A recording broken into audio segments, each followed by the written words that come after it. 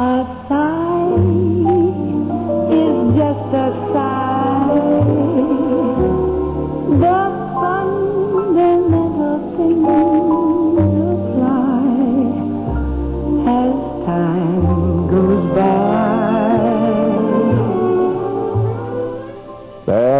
Já se vai longe o tempo em que acender um cigarro era sinônimo de charme e sedução.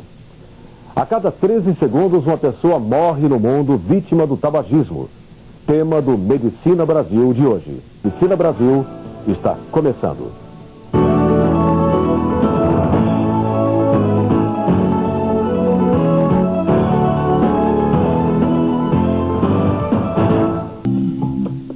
Os índios até que tinham uma boa intenção. Fumavam cachimbos para firmar a paz.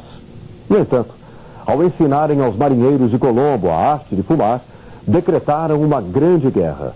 Uma verdadeira batalha que continua e mata 3 milhões de pessoas todos os anos. O vício do fumo começa cedo, na maioria das vezes, ainda na adolescência.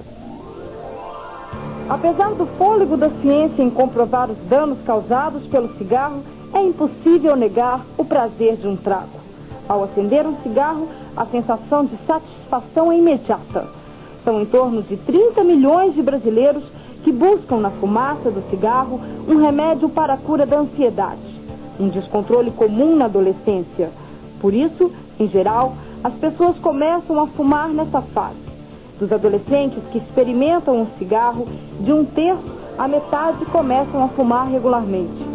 Os que conseguem chegar aos 20 anos sem fumar, é pouco provável que venham a desenvolver a dependência. O estímulo de comerciais que paradoxalmente associam a imagem de pessoas bonitas e saudáveis ao fumo é outra forma de levar os jovens ao vício. E nos tempos atuais, em que magro é sinônimo de belo, a nicotina também é usada como uma maneira de se manter esbelto. Mas, na verdade, quando há diferença de peso entre abstêmios e tabagistas, ela é pouco expressiva, em torno de 1 a 2,5 kg no máximo. A nicotina também é utilizada como uma automedicação por doentes mentais. Quanto menor o acesso à informação, maior é o número de fumantes. O mais alto consumo de cigarros está na classe de baixa renda. 25% são dependentes da nicotina. O hábito de fumar é bem mais antigo do que se possa imaginar. 1000 anos antes de Cristo, os maias já fumavam tabaco. Durante anos, o fumo foi encarado de diferentes formas. No século XVI, quem fumava foi até mesmo perseguido pela Inquisição. A alegação era de que a fumaça expelida era a principal prova de um pacto do fumante com o demônio. Pacto? Com o demônio? Não vamos chegar a tanto, né? Mas digamos que fumar é estar de acordo com o mal. Mal à saúde. A saúde de quem fuma e também de quem está à sua volta, o fumante passivo. A fumaça do cigarro afeta não só o pulmão de quem o acendeu. 2 bilhões de pessoas no mundo todo convivem com a poluição tabagística ambiental. A chamada fumaça lateral, aquela que não foi tragada, pode ser a mais prejudicial. No ambiente, podem ser encontrados 3 vezes mais monóxido de carbono e nicotina e até 50 vezes mais substâncias cancerígenas. As pessoas que trabalham num ambiente com fumantes têm 30% mais chances de morrer por infarto do miocárdio e 2 vezes mais por câncer de pulmão. As crianças são as que mais sofrem. A associação entre tabagismo passivo e a ocorrência de sintomas respiratórios em crianças e jovens é maior que em adultos. Filhos de pais fumantes são as próximas vítimas do tabagismo. Com base nas tendências atuais, cerca de 250 milhões de crianças vivas hoje no mundo serão mortas pelo tabaco.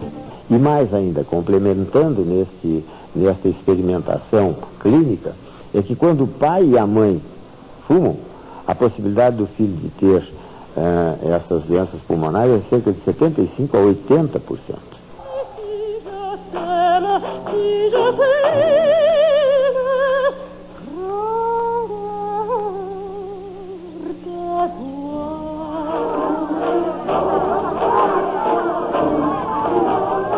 Em 1855, Bizet celebra o charme e a sensualidade da mulher fumante na ópera Carmen. O primeiro ato se passa, não por acaso, em Sevilha, primeira cidade europeia a instalar uma fábrica de cigarros. A Espanha foi o primeiro país europeu a cultivar o tabaco em grandes quantidades. Hoje, a indústria do fumo movimenta bilhões de dólares por ano. O Brasil é um dos maiores produtores de fumo do planeta. O Brasil é o maior exportador, o terceiro maior produtor de tabaco, com 700 mil hectares para cultivo, e o sexto mercado de cigarros do mundo. Cerca de 8 brasileiros morrem a cada hora em consequência dos males do fumo. Por ano, 80 mil fumantes morrem no país. A região sul é a responsável por 80% da produção de fumo. Coincidência ou não, Porto Alegre é a cidade com mais alto índice de câncer de pulmão do país. Do preço de venda do cigarro, 73% são impostos. Mas as experiências de países desenvolvidos nos mostram que as perdas econômicas com gastos sociais já superam em muito os ganhos com a arrecadação de impostos. O cinema foi um dos grandes responsáveis pela popularização do fumo. Mostrando o cigarro na boca de astros e estrelas, Hollywood levou ao mundo a ideia de que fumar era puro charme. Foi no início deste século que o tabaco, na forma de cigarro, espalhou-se como uma epidemia. A ideia do fumo como símbolo de coragem, transgressão, sedução, divulgada principalmente pelos ídolos de Hollywood, encantou o homem do pós-guerra. Galã que era galã, tinha que ter um cigarro nas mãos. O charmoso Humphrey Bogart não conseguiria abrir uma garrafa de champanhe sem acender um cigarro em Casablanca. Na despedida de Ingrid Bergman no aeroporto, o fumo foi o seu fiel companheiro. Não poderia supor que a inofensiva planta seria responsável, no final do milênio, pela morte de milhões de fumantes anualmente. O cigarro mata mais que a soma dos óbitos por acidentes de trânsito, AIDS, suicídios e dependências do álcool, cocaína e heroína. Ao soltar uma baforada, a fatal Rita Hayworth, em Gilda, não imaginava que no ato de seduzir expirava mais de 4.000 elementos tóxicos que invadiam o ambiente. Entre eles, a nicotina, o níquel, o arsênico, o cádmio, o polônio 210, o benzopireno, benzofluoranteno, a nitrodiletilamina, os hidrocarbonetos aromáticos policíclicos, o criseno, o hidrogênio, o argônio. Mas de onde vem o nome nicotina? O nome vem da pessoa que introduziu o tabaco na Europa Ocidental, o botânico Jean Nicot. Foi ele quem, em 1559, apresentou o fumo à corte da rainha da França, Catarina de Médicis. O botânico garantia tratar-se de uma planta medicinal milagrosa, uma planta que curava de verrugas a gangrenas. 4 séculos depois, sabe-se que o tabaco não cura nada. Ao contrário, cada cigarro reduz 15 minutos de vida do fumante. A responsável pela dependência física do fumante é a nicotina. Ela atinge o cérebro em 8 segundos. Se são 10 tragos que se dá em cada cigarro, quem fuma um maço por dia sofre então 200 impactos cerebrais. No trato digestivo, a nicotina aumenta o tônus e a atividade motora dos intestinos. A nicotina, associada ao monóxido, é um dos maiores agentes da arteriosclerose e doença coronariana. O uso de cigarros dobra a possibilidade de se ter um infarto. Se associada à alteração do colesterol ou à hipertensão, o risco é 4 vezes maior. Quando os 3 fatores estão juntos, o perigo é 8 vezes maior. Outra substância do cigarro é o monóxido de carbono, também encontrado na fumaça do cano de descarga de um carro. A concentração dessa substância no automóvel é de 30 a 80 mil partes por milhão. Na fumaça do cigarro é de 20 a 60 mil. A hemoglobina, quando ligada ao monóxido de carbono, perde a capacidade de transportar oxigênio e forma a carboxiemoglobina. Os fumantes têm níveis de carboxiemoglobina até 15 vezes maiores que os não fumantes. O tabagismo é fator de risco de cerca de 50 doenças. O responsável por 25% dos óbitos por angina e infarto, 85% das mortes por doença pulmonar obstrutiva crônica, 1/3 das mortes de câncer e 25% dos derrames cerebrais. No 19º Congresso Mundial de Câncer, realizado no Rio de Janeiro, o Medicina Brasil ouviu um médico que primeiro associou o tabagismo ao câncer de pulmão. Nearly all these diseases which we now find. Todas as doenças que foram descobertas em fumantes aconteceram por causa do fumo. Em cada caso, a evidência que nos leva a esta conclusão é que as relações são causais e diferentes. Por exemplo, no caso gástrico, nós podemos fazer um estudo mostrando que parar de fumar ajuda na cura de úlceras gástricas em casas escolhidas ao acaso. Mas em outros casos, como o infarto do miocárdio, trombose, doenças crônicas pulmonares, a evidência nos leva a crer que a causa é o fumo. E agora nós sabemos que fumar não só causa o câncer de pulmão. O fumo também aumenta os riscos de se contrair outros tipos de câncer, muitos deles muito substanciais, como câncer no esôfago, câncer na laringe, câncer na boca. E isso pode aumentar mais se a pessoa ingerir álcool. Existe o risco de câncer na próstata, câncer no pâncreas. O alcatrão concentra 43 substâncias comprovadamente cancerígenas. O câncer de pulmão é o que mais mata no mundo. Essa talvez seja a relação mais conhecida que nós sabemos.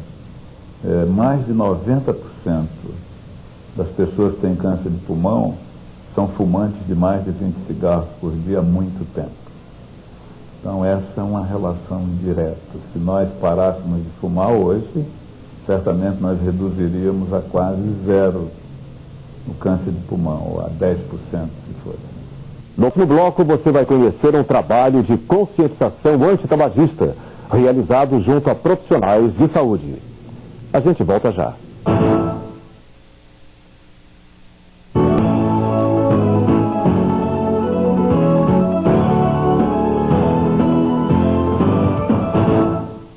O tabagismo é um vício que não escolhe adeptos, atinge a todos, independente da condição socioeconômica e nível cultural. Atinge até mesmo formadores de opinião na área de saúde.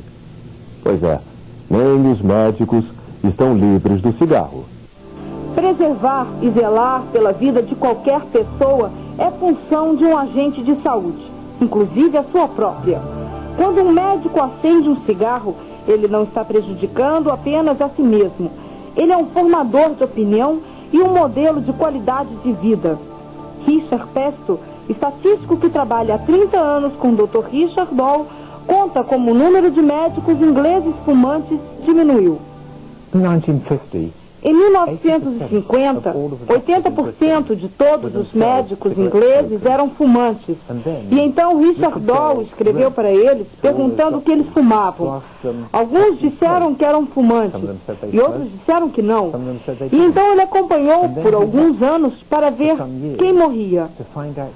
As taxas de morte dos médicos fumantes era o dobro do tamanho da taxa de morte dos não fumantes. E então, essa informação, ele publicou no Jornal Médico Britânico. E os médicos leram e viram. Que coisa terrível! Fumar não apenas mata os pacientes. Fumar também mata médicos. Isso é realmente sério. E então, muito rapidamente, muitos médicos britânicos pararam de fumar. Os médicos têm um alto poder de persuasão para motivar os dependentes a abandonarem o cigarro. Mas cerca de 50% ou mais dos profissionais ainda não alertam seus pacientes sobre os malefícios do fumo. Em maio deste ano, o Ministério da Saúde proibiu o fumo dentro de suas unidades de saúde. Muito antes, o controle de tabagismo do Instituto Nacional do Câncer no Rio de Janeiro já desenvolvia um projeto que tem como filosofia combater o fumo e não o fumante nas unidades de saúde. Você vai saber mais sobre programas antitabagismo com um debate especial no nosso estúdio. A coordenação é do Dr. Mário Rigato. Se nós perguntarmos aos fumantes se eles querem, se eles gostariam de parar de fumar, nós vamos verificar que 3 de cada 4 fumantes dizem que sim, que gostariam, só que não conseguem. Esse fato tem sido documentado em todo o mundo. E traz à tona uma pergunta muito importante. Será que é mesmo tão difícil parar de fumar? para discutirmos as possibilidades que temos, buscando esse resultado.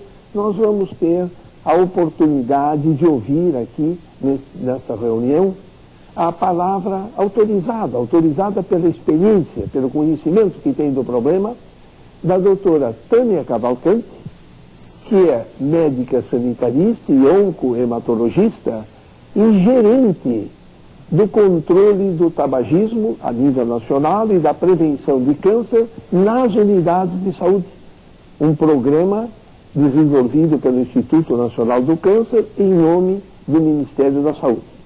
E nós vamos ter a oportunidade de ouvir também ao Dr. Alexandre Milagres, médico, pneumologista e chefe do serviço de pneumologia do Hospital Rafael de Paula Souza, do Rio de Janeiro. Doutora Tânia, dentro deste enfoque, o que busca o nosso Ministério? Qual é a agilização que se faz no sentido de ajudarmos os fumantes do Brasil a pararem de fumar? Bem, a ideia é, primeiro, criar um ambiente favorável ao aconselhamento do fumante, ou seja, implantar programas de unidades de saúde livre do cigarro, para que o profissional de saúde, para que esse ambiente favorável reforce o aconselhamento do paciente fumante pelo médico. No segundo momento, o objetivo é fornecer ao médico instrumentos para que ele possa fazer um aconselhamento efetivo do seu paciente fumante na rotina de atendimento desse profissional nos seus ambulatórios, quer seja posto de saúde ou hospitais. Então, nesse momento, existem dois grandes enfoques, a unidade de saúde livre do cigarro e a abordagem mínima do fumante pelo médico. A ideia é que, através de um aconselhamento ou de um estímulo motivacional, durante 5 a 10 minutos, na rotina de atendimento, aquele profissional de saúde com uma série de informações que o Ministério da Saúde está propondo passar, ele consiga trazer resultados efetivos em termos de cessação de fumar da grande população que busca apoio para deixar de fumar na nossa rede de saúde. Doutor Alexandre vai nos dizer, experiente como é no trato dos doentes, das pessoas que são vitimadas pelo cigarro, dentro da sua abordagem no direcionamento da cessação do tabagismo, qual seria o destaque que o senhor colocaria, doutor Alexandre?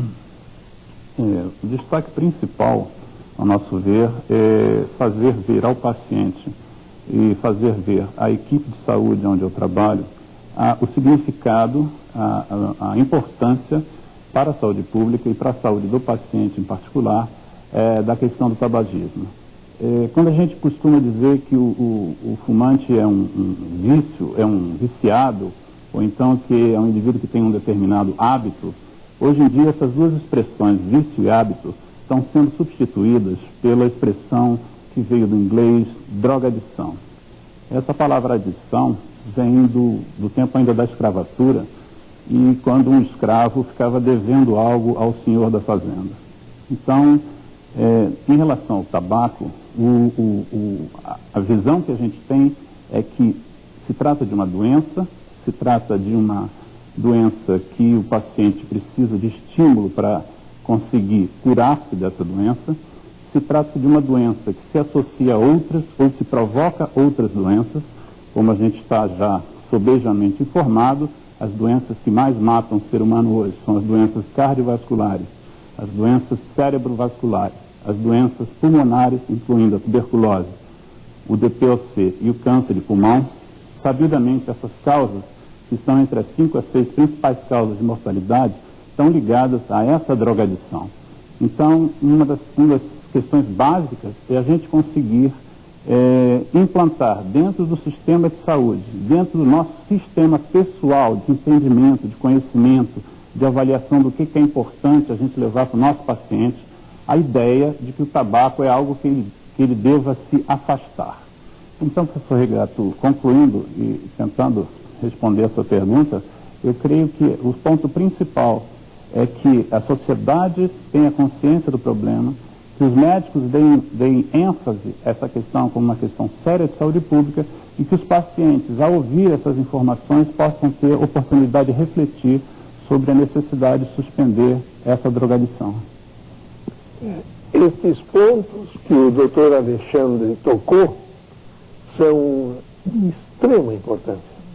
Então, o maior desafio, talvez, no momento, seja de que os médicos não deixem de abordar o tema com os seus pacientes.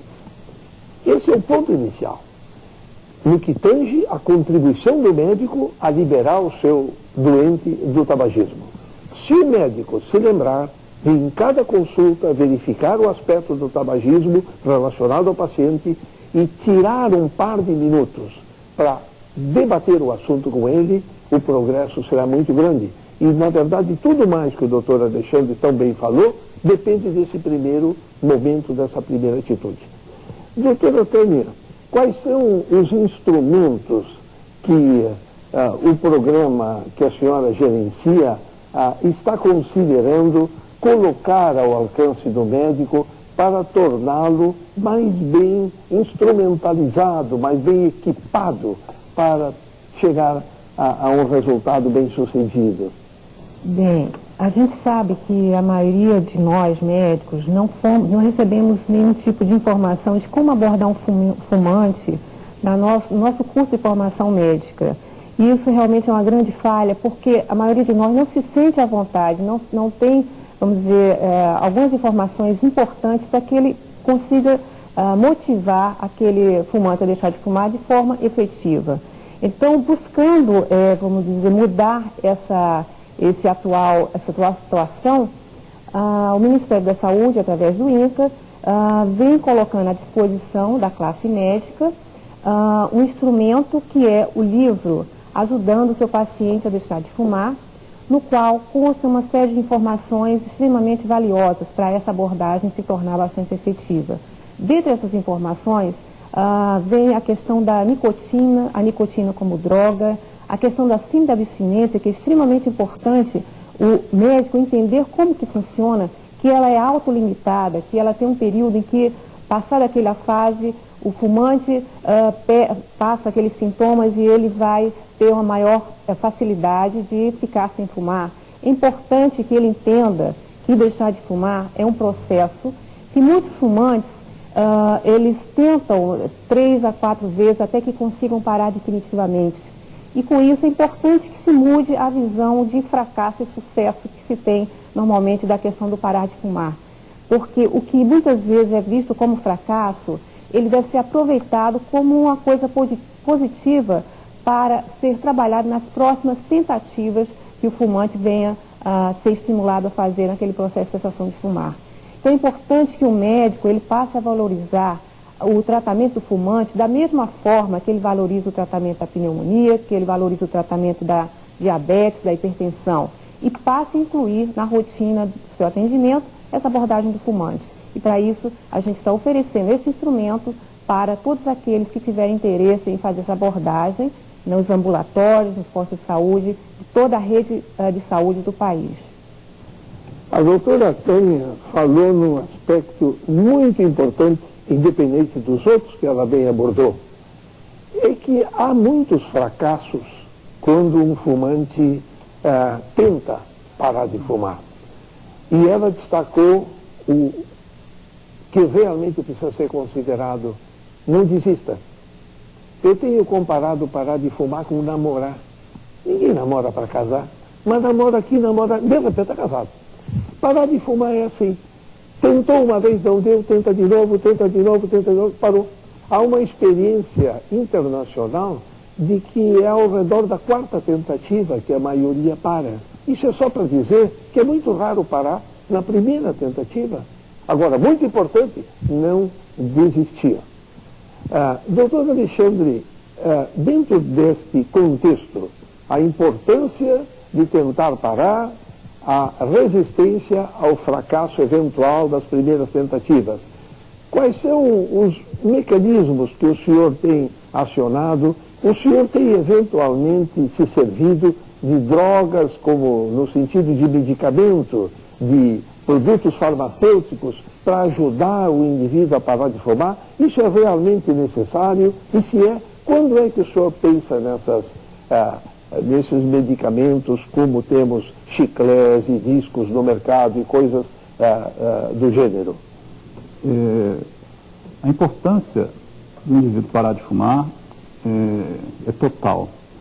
E a gente tende a iniciar uma abordagem motivando o paciente, justificando o porquê do nosso empenho, e para isso a gente tem que estar empenhado, porquê do nosso empenho em orientá-lo, em aconselhá-lo a suspender o tabagismo. Então, para nós, essa é a parte principal, do ponto de vista do médico. Ele está imbuído da importância do tema e conseguir, isso vai de cada um, mas conseguir passar isso para o paciente. Do paciente, por outro lado, ele também tem que participar desse processo, isso não é um processo de mão única, ele tem que também receber essa informação e naquele momento estar disponível a embarcar nesse processo, nesse movimento que é a mudança de qualidade de vida dele, que é de largar um vício que às vezes ele tem acompanhado 10, 15, 20, 30, até 40, 50 anos, e a partir daquele aconselhamento iniciar-se um novo processo de vida. Essa atividade, preferencialmente, deve ser uma abordagem multidisciplinar, não deva ser só o médico a lançar a mão de argumentações para o paciente. A gente acredita que outras especialidades dentro da área médica, como a psicologia, como a nutrição nos dias de hoje, porque sabidamente a questão do ganho de peso é ainda uma preocupação para alguns fumantes, a gente lança a mão inclusive de instrutores de ginástica que possam também contribuir com a melhora da qualidade de vida do paciente, transformando um ser sedentário, que é o caso da maioria dos fumantes, num ser que usa os recursos da educação física para mudar sua qualidade, seu tônus muscular, sua capacidade aeróbica. Então, agora a abordagem inicialmente em geral é do médico. Muito obrigado ao doutor Alexandre. Nós podemos sentir assim que este é um tema que vale a pena. É preciso lembrar que, apesar de todas as dificuldades, 70% dos fumantes que tentam de forma persistente parar de fumar, conseguem parar de fumar. E 70% é um bom resultado. Nós estamos vendo um esforço conjunto do nosso Ministério da Saúde e dos nossos médicos nessa direção. Nós vamos chegar lá. Medicina Brasil. Prestigie mais esta iniciativa de educação médica continuada do Conselho Federal de Medicina. Um programa dos médicos, feito por médicos e para os médicos. Até a próxima.